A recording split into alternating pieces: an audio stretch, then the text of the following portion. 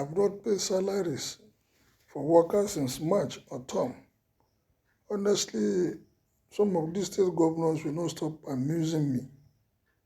A governor of a state coming out to give reasons why he has not paid salary.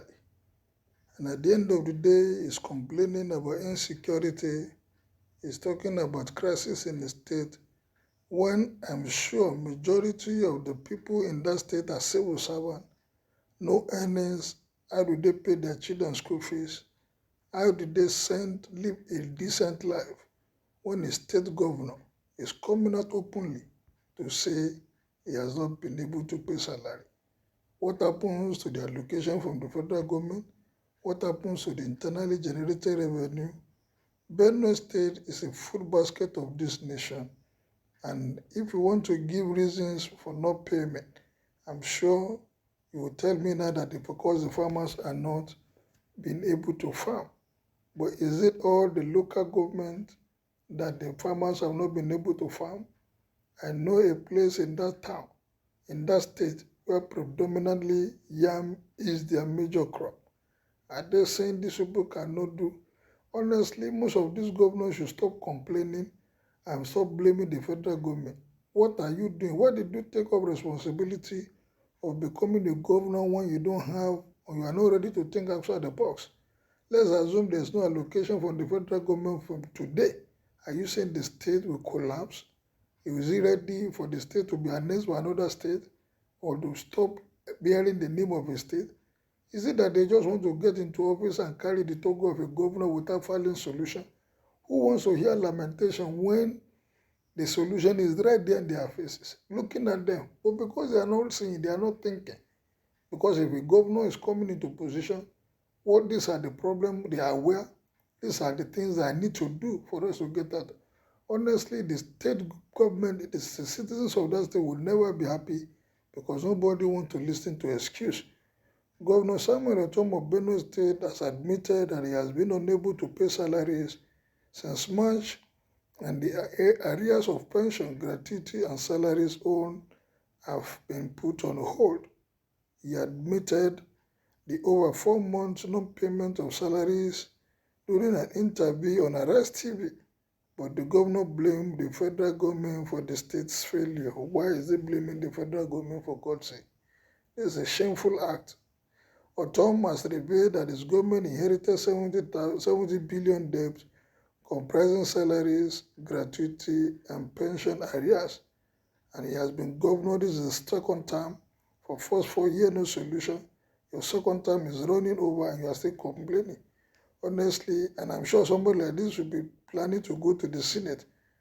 But he said despite the difficulties in sourcing funds, he has reduced the debt to 38 billion as of July this year. The governor said when I came in 2015, it was a problem. Accumulated salaries over the years beyond the governor that I took over from. Was he not aware before asking to be voted in? I inherited 70 billion arrears of salaries, pension, and gratuity, and I have been able to deplete this during my time from 2015 to date. And the arrears now stand at just about 38 billion, which I'm sourcing from. Other states too have the same problem. What's your problem with others? Solve your own and stop comparing yourself with other states. And the federal government came in and approved not bailout loan, but loan for them to pay. All people say that you cannot bail out by borrowing. That is why even this current federal government is borrowing money everywhere. The way the economic is today, you cannot do without borrowing to solve your problems in state and all that. I am not surprised if a former CBN governor in Anambra State is asking for 100 billion. It shows that Nigeria and most of the states indeed cannot survive without borrowing. Go back, I'm not the only one. Several states are suffering the same problems. You heard that over 30 states cannot pay salary as I went due as of today. From 2018, I've been paying salaries until one NNPC, because of the first subsidy, said they cannot remit money into the federation account. And then we started having problems. It is a general problem that is affecting more than 30 states. But you have an advantage over other states. the cash crop in your state, the enormous blessings of God. How far have you harnessed it? Mangoes in abundance, oranges, what are they doing? Is there any company in that state, whether owned by government or encouraged for individuals to come and establish on how to extract from all these juice that can be exported, that can be sold to companies? What is it doing? It's just lamenting. No story of what it's planning to do. If federal government stop today, with the state closed down, the governor explained further that the revenue generated in the state is insufficient to offset its bills, adding it can only fund the state through special federal government intervention or borrowing. So they should just sign up and hand over the state to the federal government. He said they must tell the IGR how much is it. It is an average of 500 million, but go and check other states that today are comfortable by paying salary. Their IGR is in the region of over 17 billion, 20 and 30 billion, and so on. But what are you doing to increase your own internally generated revenue? This government should be thinking and stop lamenting. This is the challenge that we have. If federal government had allowed me to borrow as I requested, the problem would have been solved. But it's something that I inherited and I've done my best. Wow, it sounds enough. I have run a transparent governance procedure in my state. The leadership of the worker unions and in my joint account, they know what comes in and they know what goes out. The issue of salary is a general problem. It is a national problem in this country. But you see, the federal government has reduced the support to me because each time I speak to power, they come out and say, you are not paying salary, you should not talk. I didn't accumulate 70 billion of salary. It is not that we have not paid off this while. When money comes, we pay. We had the challenges of paying when allocation reduced from the federal government. Honestly, for me, this kind of person, instead of lamenting, should have looked inward and see what can be done to salvage it. And the opportunities are so enormous.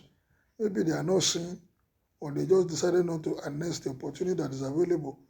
It's a pity this governor always brings federal government for every of his disappointments as a governor. States like Borno State are paying salaries, even with less natural resources. But in same state is paying salary. The bill out of fund collected, what happened? The bill out from that you collected, what did you do with it? You get whatever allocation monthly, nothing to show for. Why do you talk like don't you have? You think the governor doesn't know what they're saying? What is he saying? What has he done? He has not even talked about what they have done in the area of agriculture. I am sure they will blame it on the earthquake. But is it every day that they attack? Okay, you didn't mention 5 months you left behind 2017. That means you are owing 10 months salary arrears after collecting bailouts. Which per 5 month arrears are you talking? I pity Benue civil servant. This man has nothing to offer them. He is wicked. Well, these are the few opinions of the people. But do you think the governor is right by saying because federal government is not giving sufficient support, that is why he has not been able to pay salary? With the enormous natural resources, a state that is called food basket of the nation, not being able to harness the fruit resources or the agricultural resources in the state to come out and be lamented. Please kindly make your opinion known as you subscribe to my page. Thank you, good day and God bless.